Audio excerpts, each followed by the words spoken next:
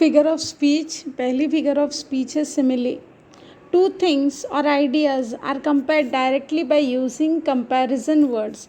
Simile में क्या होता है कि दो आइडियाज़ या चीज़ों को कंपेयर किया जाता है एक दूसरे के साथ। जब कंपैरिजन में कुछ वर्ड्स यूज़ किए जाते हैं जिसे कहा जाता है कंपैरिजन वर्ड्स। लाइक, एज, ये वर्ड्स है जो कंपैरिजन करने के लिए यूज़ किए जाते हैं।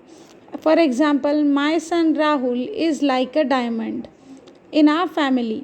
अभी जो मेरा माई सन, ठीक है, राहुल, जिसका नाम राहुल है, राहुल किसके जैसा है? डायमंड के जैसा है।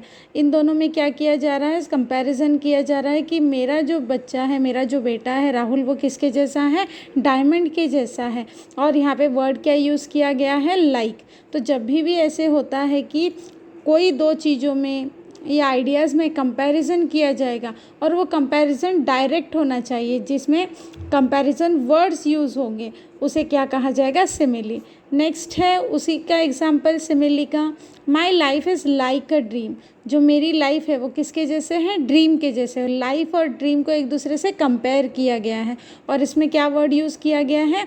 लाइक वर्ड यूज़ किया गया है। तो ये क्या होगा? सिमिली होगा। नेक्स्ट है मेटाफर।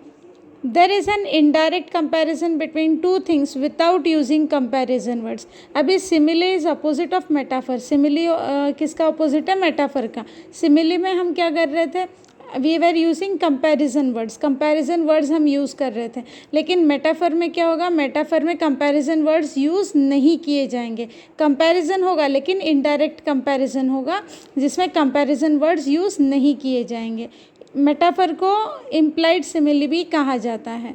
फॉर एग्जाम्पल लेते हैं, लाइफ इज़ अ ड्रीम। अभी देखो, life is a dream, life क्या है? ड्रीम है। तो ये दोनों का क्या किया जा रहा है? कंपेयर किया जा रहा है, लेकिन इसमें क्या यूज़ नहीं किया गया है? कंपैरिजन वर्ड्स यूज़ नहीं किए गए हैं। रानी इज़ एन एंजल। रानी किसकी जैसी है? एंजल के जैसी। रानी इज़ एन एंजल, रानी क्या है? एंजल है, लेकिन कंपैरिजन वर्ड यूज़ किया गया है क्या? नहीं। सिर्फ क्या किया गया है? कंपैरिजन किया गया है, लेकिन without using comparison words. Next है अलिट्रेशन।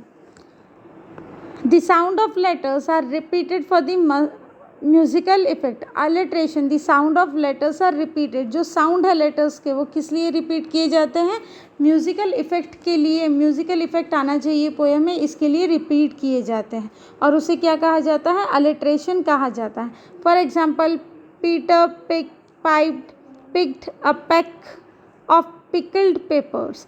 इसमें पी का जो साउंड है वो कंटिन्यूसली रिपीट हो रहा है, और जब भी साउंड्स रिपीट होते हैं सेंटेंस में उसे क्या कहा जाएगा? अलिट्रेशन कहा जाएगा। नेक्स्ट एग्जांपल देखते हैं, I need not your needs, they are needless to me. यहाँ पे एन जो साउंड है एन का वो क्या हो रहा है? रिपीट हो रहा है, और इसीलिए क्या होगा? ये अलिट्रेशन होगा। अभी उसी जगह अगर रेपिटेशन को देखेंगे तो क्या होगा? यहाँ पे only sounds were repeated in alliteration. Alliteration में क्या हो रहा था? साउंड्स रिपीट हो रहे थे, लेकिन रिपीटेशन में क्या होगा? रिपीटेशन में वर्ड्स रिपीट होंगे। The same words are repeated pleasingly. अभी देखो कि जब भी कोई वर्ड्स रिपीट होते हैं सेंटेंस में उसे क्या कहा जाएगा? It will be called as repetition. उसे क्या कहा जाएगा? रिपीटेशन कहा जाएगा। Let it snow, let it snow, let it snow, ये वर्ड्स क्या है? रिपीट हो रहे हैं सेंटेंस में, इसीलिए ये लाइन क्या है? रिपीटेशन है। कौन सा फिगर ऑफ स्पीच यूज़ किया गया है? रिपीटेशन यूज़ किया गया है। They are where they are, they are where they are. अभी वो कहाँ है? जहाँ है वही है।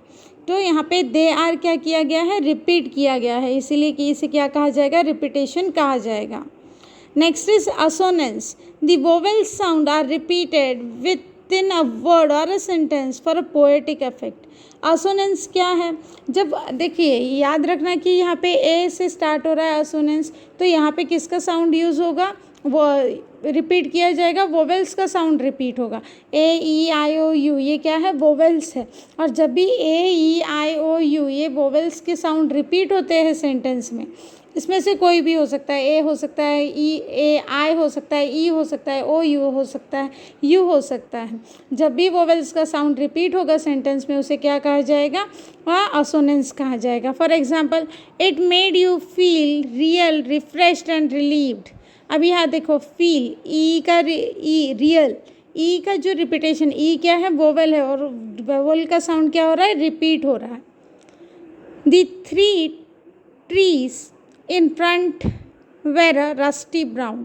अभी 3 ट्री, यहाँ पे भी क्या हो रहा है, ई का साउंड रिपीट हो रहा है।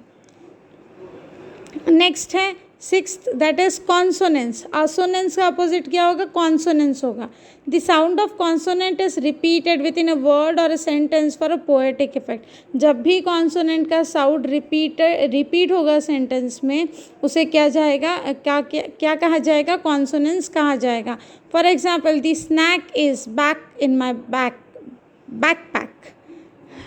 अभी यहाँ पे किसका, के का वर्स, पैक, स्नैक, ये जो कॉन्सोनेंट का साउंड है ये रिपीट हो रहा है। जब भी सेंटेंस में कॉन्सोनेंट्स, वोवेल्स के ए ई आई ओ यू को छोड़ के बाकी सब क्या है, कॉन्सोनेंट्स है, तो उसका साउंड जब रिपीट होगा सेंटेंस में, उसे क्या कहा जाएगा, it will be called as consonants.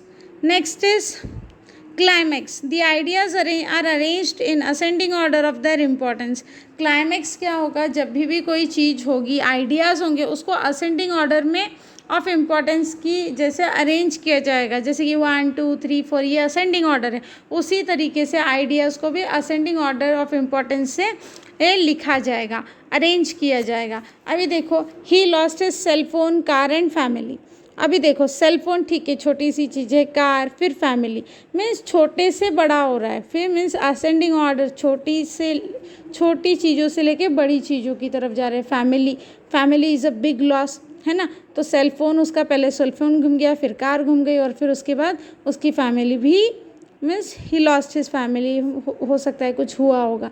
तो इसमें क्या होगा, जब भी आइडियाज़ को अरेंज किया जाएगा, वो असेंडिंग फॉर्म में अरेंज किया जाएगा, और उसी जगह अगर हम इसका अपोजिट लेंगे तो वो क्या होगा, एंटी क्लाइमैक्स होगा। क्या होगा, एंटी क्लाइमैक्स। फॉर अभी एग्जाम्पल ले लेते हैं क्लाइमैक्स का। ही विश्ड फॉर अ हट, हाउस एंड अ बंगलो। हट, झोपड़ी, छोटा सा हाउस, और फिर उसने किसके बारे में सोचा, एक बंगलो के बारे में सोचा। मीन्स छोटी चीज़ों से लेके हम बड़ी की तरफ जा रहे हैं, छोटे आइडियाज़ से बड़े आइडियाज़ की तरफ जा रहे हैं, इसीलिए क्या होगा, क्लाइमैक्स होगा। नेक्स्ट है anti climax. The ideas are arranged in descending order of importance to create a dramatic effect. अभी एंटी क्लाइमैक्स में क्या होता है कि जो आइडियाज़ अरेंज किए जाते हैं वो डिसेंडिंग ऑर्डर ऑफ इम्पोर्टेंस में अरेंज किए जाते हैं, एक ड्रामेटिक इफेक्ट देने के लिए। He lost his family, car and cell phone. अभी सबसे बड़ा लॉस उसका क्या था, फैमिली थी, उसके बाद कार, और उसके बाद सेल फोन। तो ये क्या हुआ, डिसेंडिंग ऑर्डर हुआ, डिसेंडिंग ऑर्डर ऑफ इम्पोर्टेंस हुआ।